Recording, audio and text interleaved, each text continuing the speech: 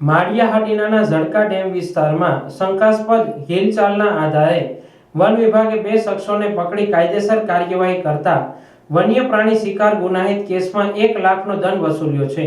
31 જુલાઈ 2025ના રોજ સાંજના સમયે ચોરવાડ રાઉન્ડના વન વિભાગ સ્ટાફ ફરજ પર હતા। તે દરમિયાન ઝડકા ગામના ડેમવાળા વિસ્તારમાં અજાણ્યા શખ્સોની હિલચાલ શંકાસ્પદ જણાઈ હતી।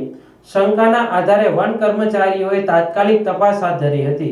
તપાસ દરમિયાન 2 શખ્સો પાસેથી સસલાનું શિકાર કરેલ માંસ મળ્યું હતું।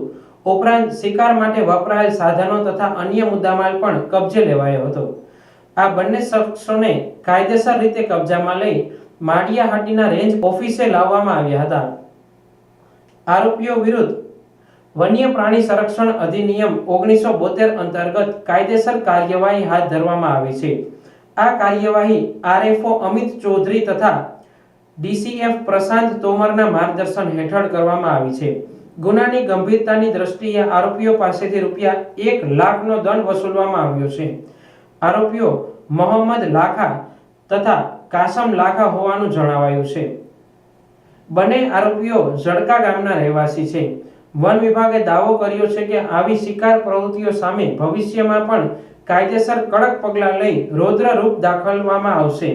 શંકાસ્પદ હિલચાલ સામે વન વિભાગના ચુસ્ત પેટ્રોલિંગને કારણે શક્ય બનેલી ઝડપી કાર્યવાહી પ્રશંસાપાત્ર ગણાઈ રહી છે।